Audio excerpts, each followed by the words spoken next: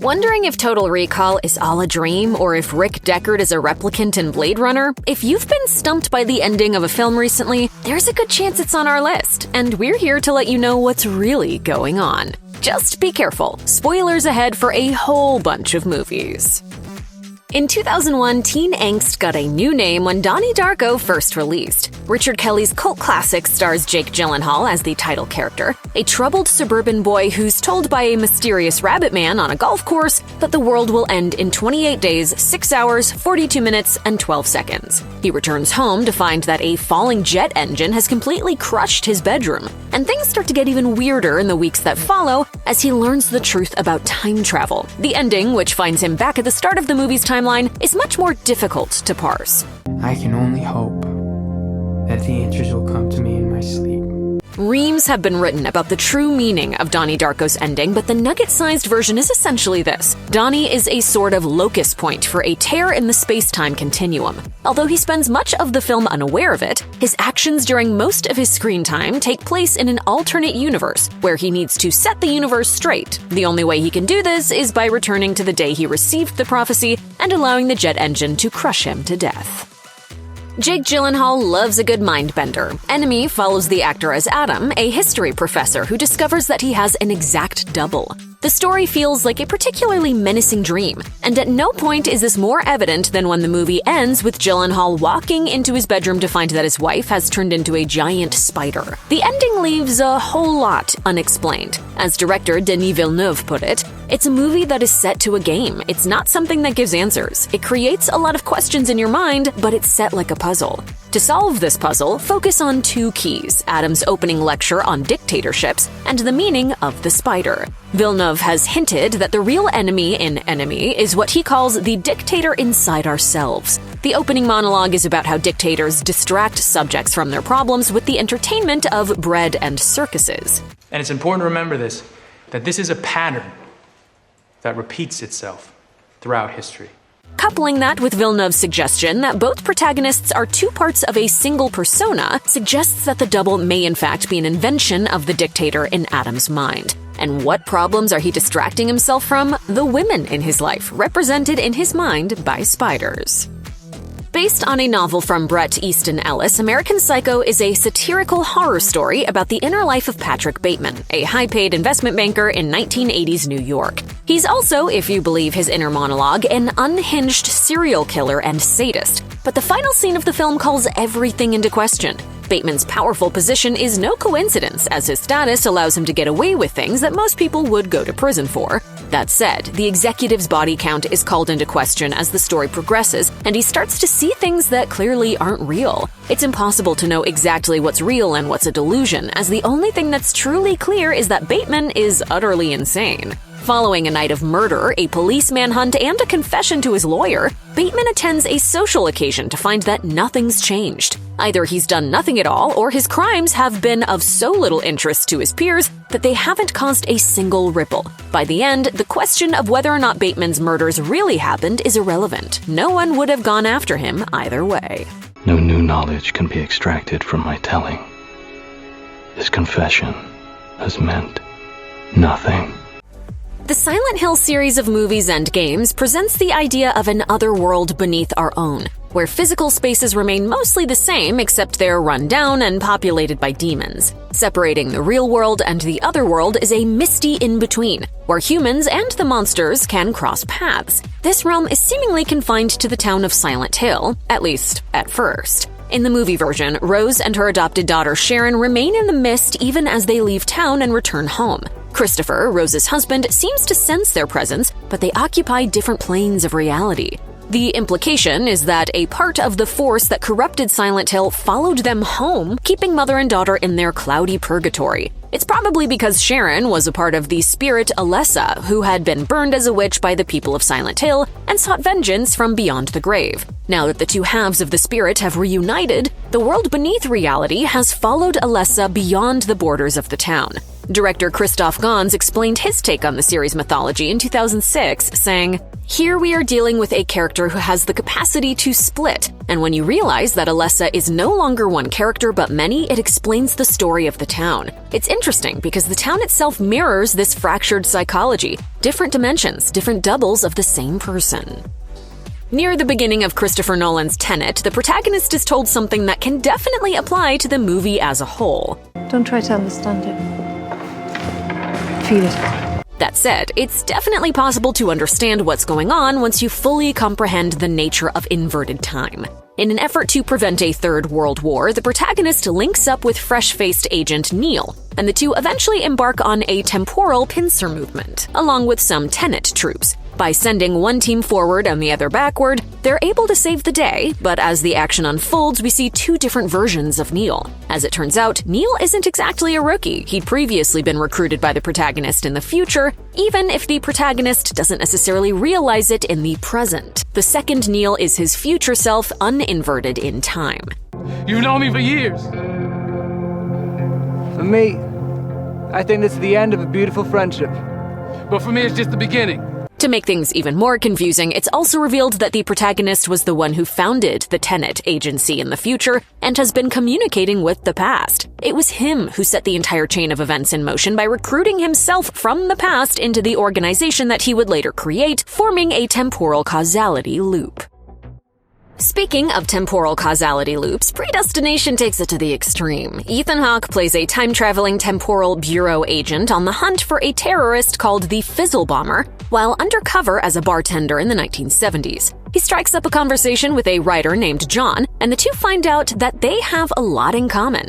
That's because the agent is actually a future version of John, who was born Jane and later underwent gender reassignment surgery after childbirth. However, Jane only got pregnant in the first place because during one of the agent's first assignments, he romanced his younger self and she had a baby. After that, the agent steals the child and delivers it to the doorstep of the orphanage he grew up in as Jane. The agent isn't just a future version of Jane, but he's also his own father and mother. But wait, there's more. When Hawke's agent tracks down the Fizzle Bomber, he's shocked to find that it's his own future self, having gone mad from too much time travel. If the agent is going to stop him, he'll have to kill his future self, which ironically will cement his transformation into the Fizzle Bomber. All of the movie's major characters end up being a single person, whose paradoxical creation was seemingly orchestrated by the Temporal Bureau.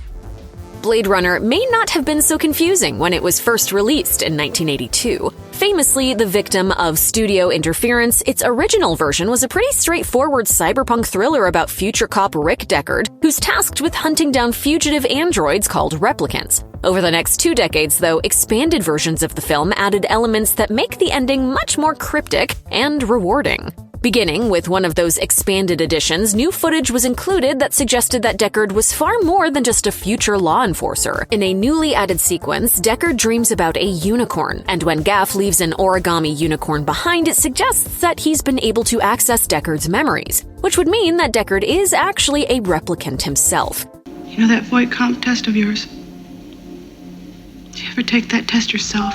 Over the years, the film's director, movie critics, and even star Harrison Ford have all weighed in on what the new ending really meant and whether Deckard was a human or not. The long-awaited sequel, Blade Runner 2049, glosses over the question, leaving fans to continue the debate of Deckard's identity. While 2049 director Denis Villeneuve prefers to leave the interpretation up to the viewer, the franchise's creator Ridley Scott answered the question himself in an interview with Digital Spy, saying in no uncertain terms, he is definitely a replicant.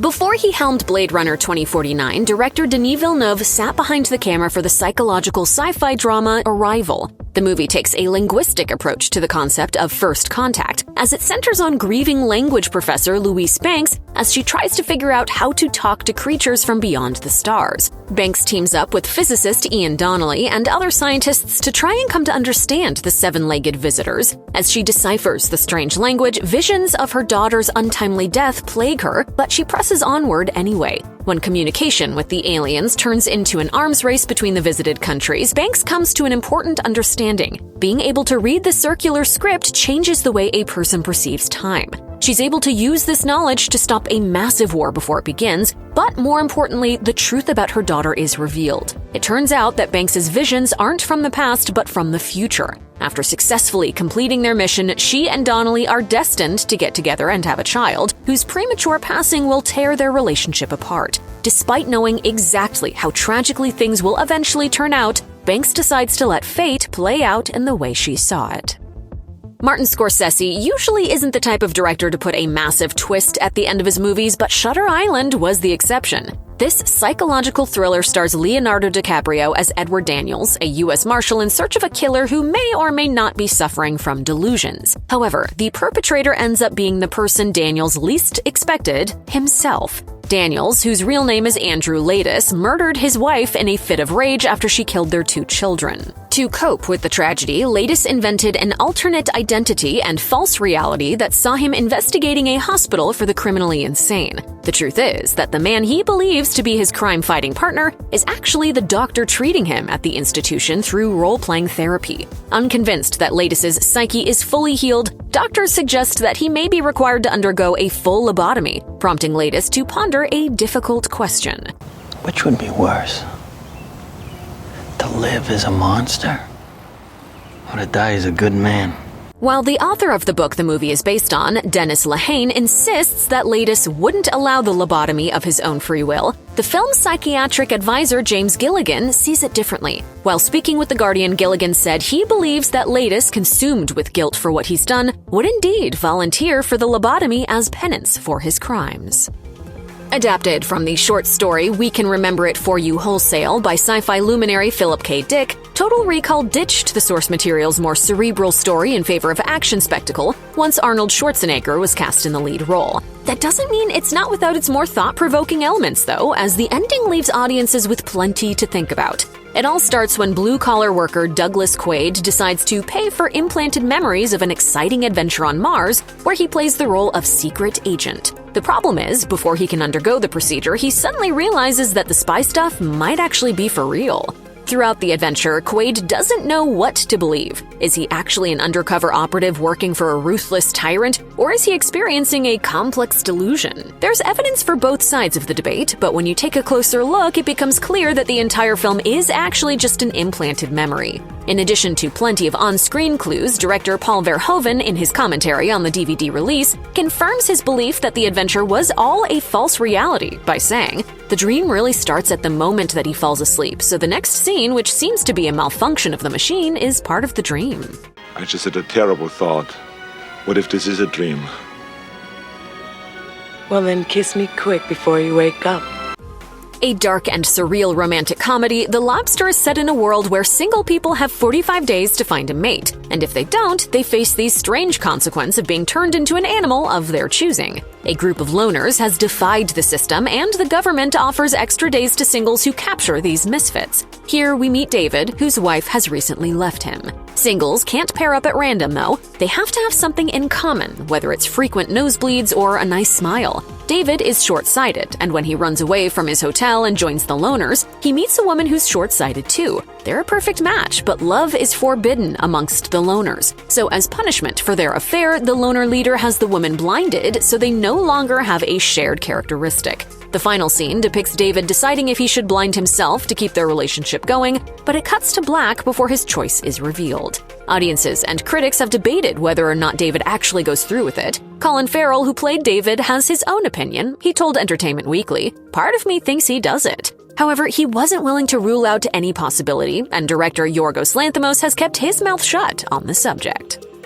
One of the most surprising horror film hits of the 2010s, Hereditary shocked audiences with a story that stuns on many levels. At first, it appears to be a simple tale of demonic possession and family trauma, but after an onslaught of horrifying revelations, it all culminates in an ending that remains both upsetting and perplexing. Hereditary begins after the death of Ellen, mother to Annie and grandmother of teenagers Peter and Charlie. Not long after the funeral, though, Charlie is horrifically killed in a car accident, leaving the family reeling from multiple tragedies. When Annie turns to the occult to cope, she comes to believe that the ghost of her daughter is hunting them, and that leads to the discovery that Ellen was actually the leader of a coven of witches. The ending of Hereditary is a lot to take in, and it's easy to miss what's really going on through all the horrific imagery. Annie is possessed by a demon, and the surviving witches arrive to worship Charlie's rotting head. Following Ellen's death, they seek to resurrect their demon king Payman and give him a male host body. This had eluded them for years, since Annie had kept Peter at arm's length from Ellen,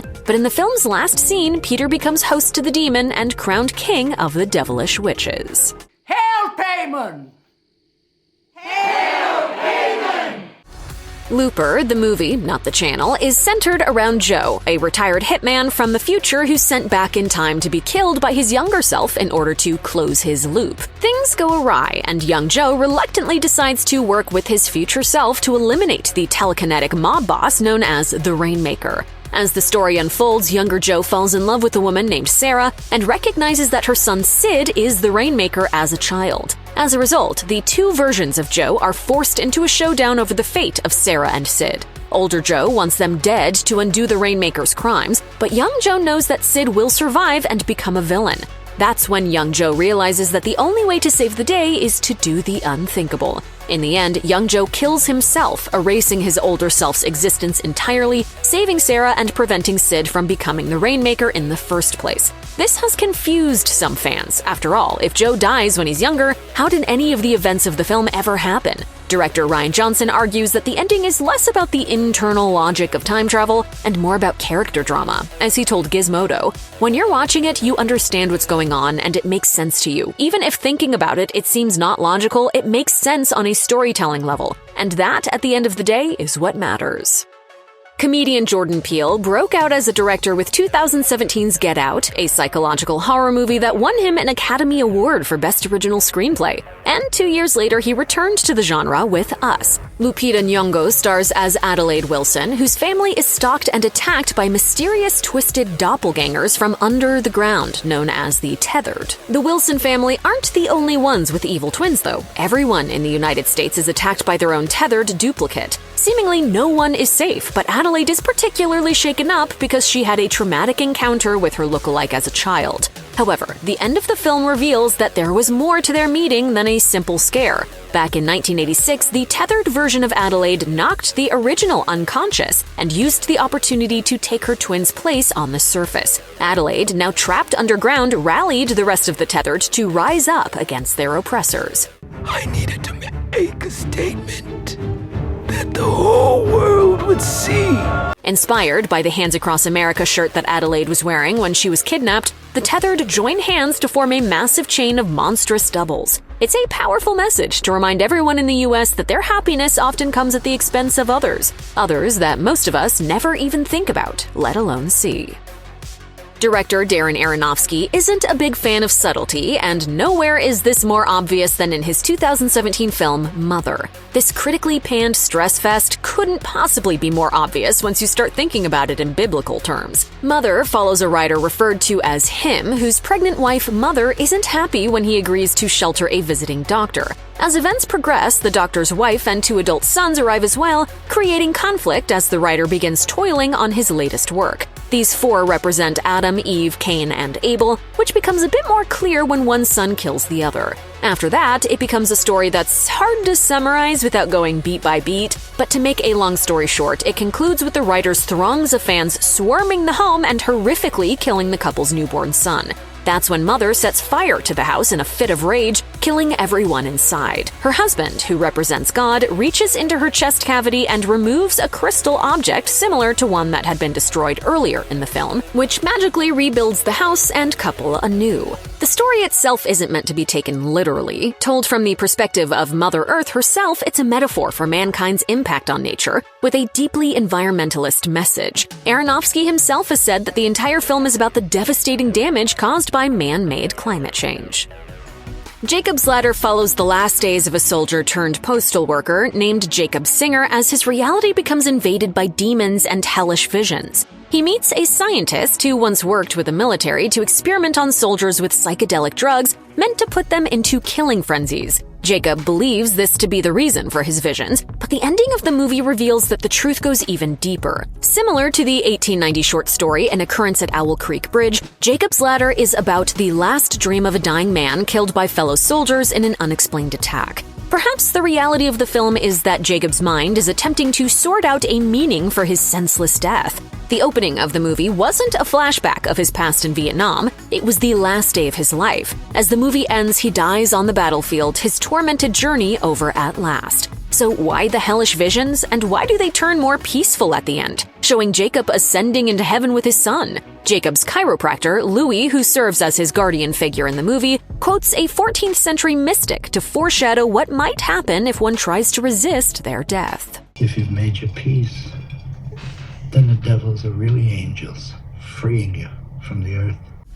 Vanilla Sky was definitely not the movie Cameron Crowe and Tom Cruise fans were expecting to see when they filed into theaters in December of 2001. Instead of a feel-good romance or a fun coming-of-age story, they got a moody, elliptical remake of a Spanish film. After an accident disfigures his face, Cruise's feckless playboy David spirals into depression, has reconstructive surgery, and learns some unexpected truths. Ultimately, viewers are told that much of what they've seen is a lucid dream in David's brain, which has been held in cryonic stasis for more than 100 years. The more troubling elements of the narrative are the result of a glitch in the system. He's given the choice to either reboot the dream or exit it once and for all by jumping off a building and being brought back to life. Your panel of observers are waiting for you to choose. David ultimately decides to jump, and the last shot shows him opening his eyes, presumably for real. There are lots of interpretations of Vanilla Sky, some of which were supplied by Crowe himself in the commentary track for the DVD, but the correct one might just be accepting what you see on screen as the actual events of the story.